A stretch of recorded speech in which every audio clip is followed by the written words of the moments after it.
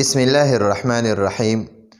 نن زمونږ د علم النحو 129 نمبر درس دی او د اسماء متمکن د اعراب قسمونه شروع دي او څلورم نمبر اعراب به مونږ وایو. دا 9 اعراب دي او 14 قسمه اسمونه دي.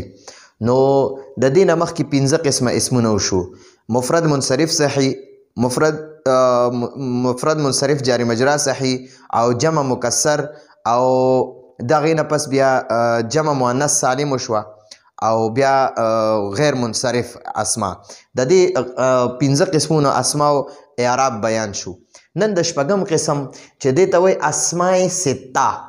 اسما دا د اسم جمع ده او سته شپږو ته وایي، چې شپږو ته وایي. نو اسماء سته شپږ اسمونه مکبره، چې مکبر وي، مصغر نه وي، تصغیر نه وي شوی.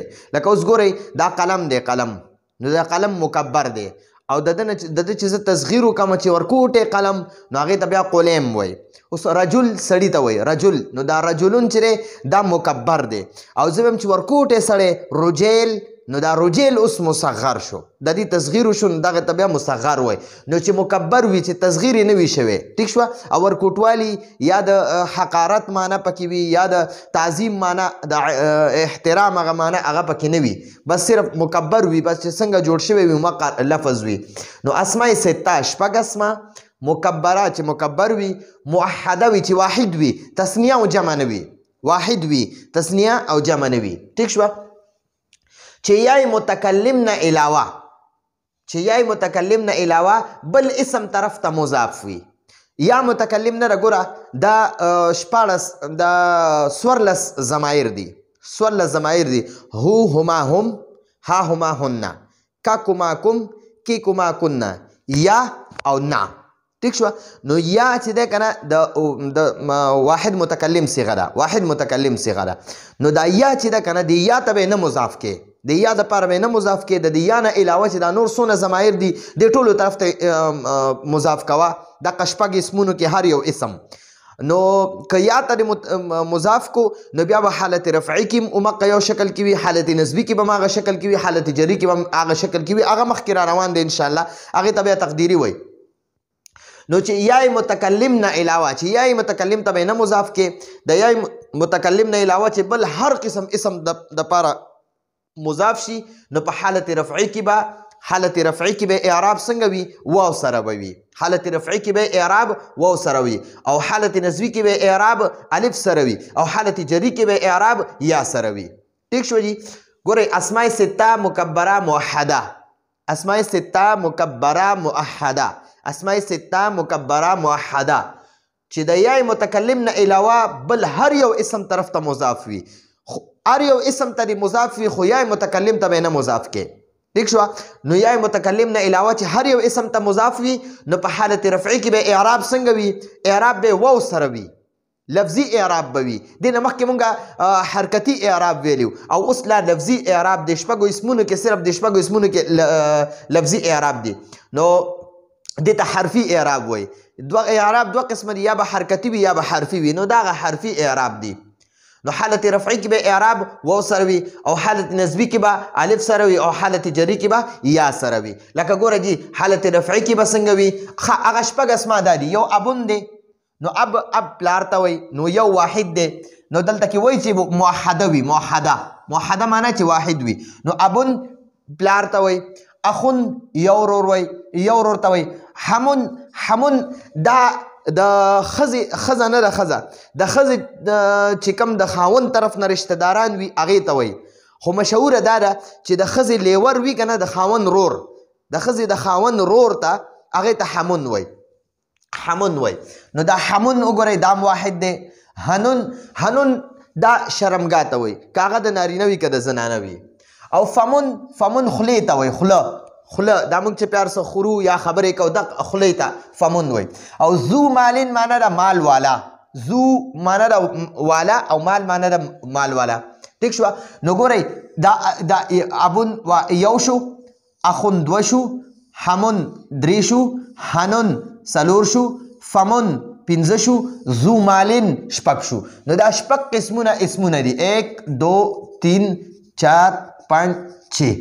نو دا شپږ اسمونه دي دې ته اسماء سته مکبره موحده وای دا شپږ اسمونه دي اسماء سته مکبره موحده ورته وای نو دا چې کله د یا نه علاوه هر یو اسم طرف ته مضاف شي کنه نو چې کله حالت رفعی کې وي کنه دا مضاف حالت دا ابون چې مضاف شي نو دا په حالت رفعی کې وي ابو او اخون بوي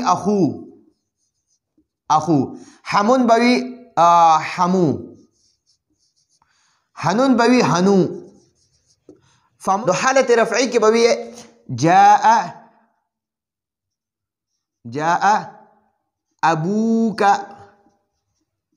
ابوک ستا پلار جاء راغه ابو مضاف او کاف مضاف الیه نو مضاف الیه دا بیا فاعل شو فاعل ٹھیک شو نو فعل د خپل فاعل سره جمله فعلیه شو جمله فعلیه خبریه شو ٹھیک شو ها دلته ګورئ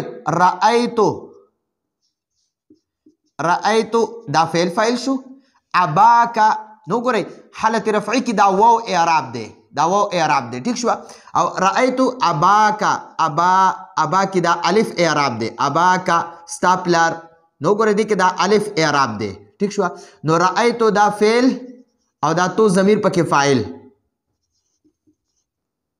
فاعل او دا ابا مضاف او دا کاف مضاف الیه نو دا مضاف او مضاف الیه دا مفعول به شو مفعول به فعل د خپل فاعل او مفعول به سره جمله فعلیه او دا حالت جری کې بسنګ وی جی مررتو فعل فاعل شو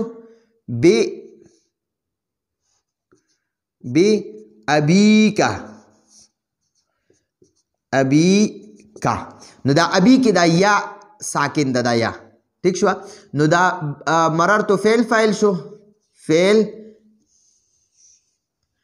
او دا تو ضمیر پکې فاعل او دا با حرف جر او ابی مضاف دا ابی چې دا د با جاره د وجه ابی شو د دې عامل دا با جاره دی او دا کاف ضمیر ولا مضاف الیه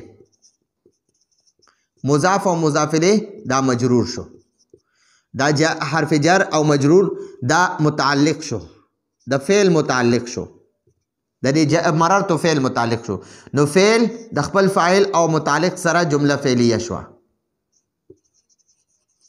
جمله فعلیه خبریه شو نو ګورئ حالت رفعی کې به وي جاء ابوک رأیت اباک مررت بابیک اوس اخو اخلا اخون چې دا به حالت رفعی کې وي جاء اخوک رأیت اخاک مررت باخیک ٹھیک شو اوس حمون واخلا جاء حموک دا کی چې ځکه کاف د کاف لاندې کسره وایو ځکه چې دا مؤنث ته وي چې ستا لیور راغی لیور خو د ښځې وي د سړي خو نه وي که نه نو ځکه ورته وایي جاء ابوکې حالت رفعي کې به وي ابوکې او حالت نسبی کې به وي رأیت جاء حموکې او رأیت حماکې مررت بحمیکې بیا حنون دا حنون چې دی جاء حنوکا رأیت حناکا مررت بحنیکا اوس فمون واخلا جاء فوکا رأیت فاکا مررت بفیکا جاء ذو مال رأیت ذا مال مررت بذی مال ٹھیک شو نو دا با اسماء سته مکبره موحده چې د یای متکلم نه علاوه هر اسم طرف ته مضاف شي نو په حالت رفعی کې به اعراب واو سره وي ٹھیک شو حالت نسبی کې به اعراب الف سره وي او حالت جری کې به اعراب د یا ساکن سره وي ٹھیک شو جی ها تمرین او لګ مختصر غونته ترکیب پورا ترکیب نشو کولای زیرا سره کم دی او ټیم هم په ډیر زیات لګي دا درس ډیر وګديږي نو والله چې دا والله مبتدا دی مبتدا دا ذو نه دی ذو دلته کې وګورئ ما تاسو ته ذو مالن ذو الفضل ٹھیک شو نو ذو چې دی کنه ذو دا مضاف دی حالت رفعی کې دی او دا فضل چې دی دا موصوف دی او عظیم دا صفت دی نو موصوف صفت دا مضاف الیه شو. نو دا مضاف او مضاف الیه چې دی دا د دې مبتدا لپاره خبر شو او دا مبتدا د خپل خبر سره جمله اسمیه خبریه شو. ٹھیک شو جی. دا قال نه دی، قال دا فعل دی، ان حرف مشبه بالفعل دی. ٹھیک شو. او دا یا د اسم دی، دا یا اسم دی. انا مبتدا دی، مبتدا. دا اخو وګوره، اخو دا اخون چې دی کنه دا چې مضاف شي نو اخو شي. ٹھیک شو. او که مضاف نه نو جاء اخن، رأيت اخن، مررت باخن، هغه بیا اعراب به حرکتی وي. ٹھیک شو. خو شرط پکې دا دی، ګوره دې کې څو شرطونه دي اسماء سته چې شپږ اسمونه به یو شرط مکبره به وي، مصغر به نه وي، موحده به وي، واحد به تثنیه او جمع به نه درې شو. او د یا متکلم نه علاوه به یا متکلم طرف ته به مضاف نه وي، څلور شو. او مضاف په وي، دا پنځه شرایط پکې رالل. ٹھیک شو. نو بیا به څنګه وایو؟ نو قال انی انا اخوک، اخو مضاف ته، مضاف. او دا کاف چې دا مضاف الیه، مضاف الیه دا خبر. نو مبتدا خبر دا د ان د پاره د ان خبر شو، ان د خپل یا اسم او خبر سره دا د قال د پاره دغه شو، دا د قال د پاره فاعل شو. جاء فعل شو، دا جاء فعل دی. دا ابو مضاف ته، ابو حالت رفعی کې دا مضاف ته. او بکر دا ورله مضاف الیه شو. مضاف الیه دا د جاء فعل د لپاره فاعل شو.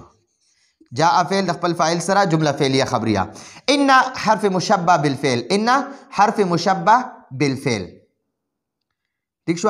او ابا مضاف ته، او دا هریره مضاف الیه دی. مضاف او مضاف الیه دا د ان اسم شو. نو ګوره د ان د وجه دا ابا چې کنه دا ابون چې ابون دا د ان د وجه ابا شو. ابا دا ابو چې کنه حالت رفعی کې ابو وی، حالت نسبی کې ابا وی، او حالت جری کې ابي وی. دا آتی دی، آتی فعل فاعل دی، فعل فاعل. او دا ذا نه دی، ذا دا غزو مالین والا شپږم نمبر دی. نو دا اوس حالت نسبی کې دی، تو ورکا ذل قربا. ٹھیک شو. نو دا ذا مضاف دی او دا قربا مضاف الیه دی.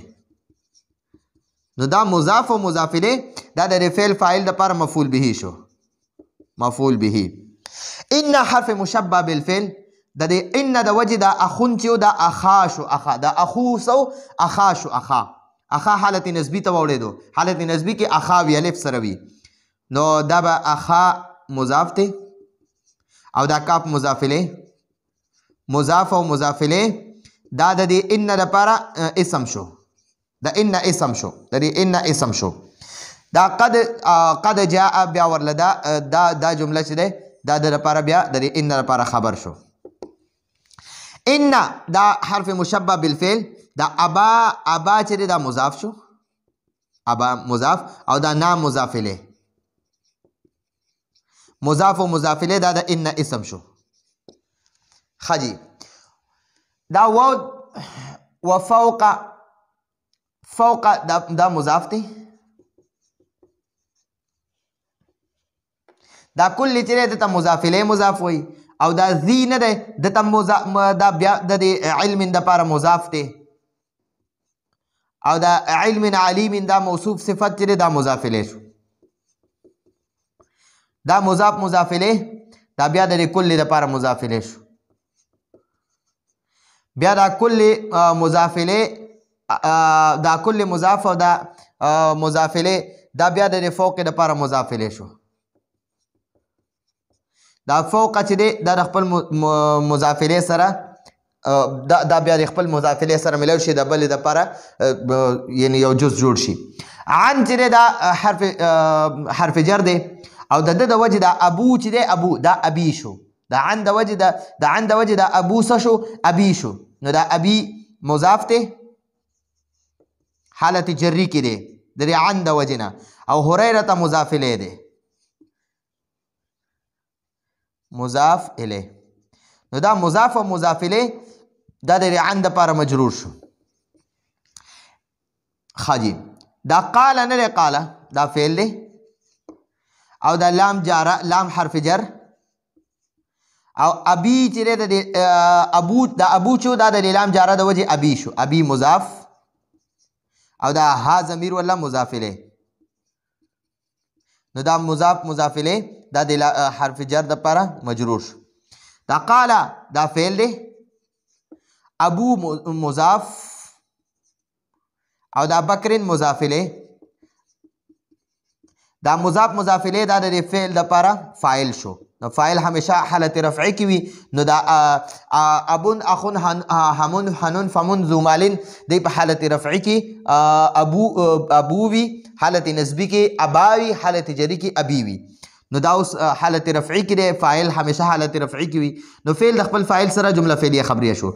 ان حرف مشبه بالفعل، ابا مضاف دا حالت نسبی کی دی، او بکرین مضاف الیه دا مضاف و مضاف الیه دا د ان حرف مشبه دپاره اسم شو. عن دا حرف جر شو، ابي مضاف او دا بکرین مضاف الیه، مضاف مضاف الیه دا مجرور. ٹھیک شو، د عن حرف جر دپاره دا مجرور شو. نو دا اسماء سته مکبره موحده مضافتن الى غیر یاء المتکلم دا شپږم نمبر دی. نو انشاءالله اوم نمبر راتلونکي درس پورې اجازت غواړو. هذا هو المرام والله اعلم بحقیقة الكلام.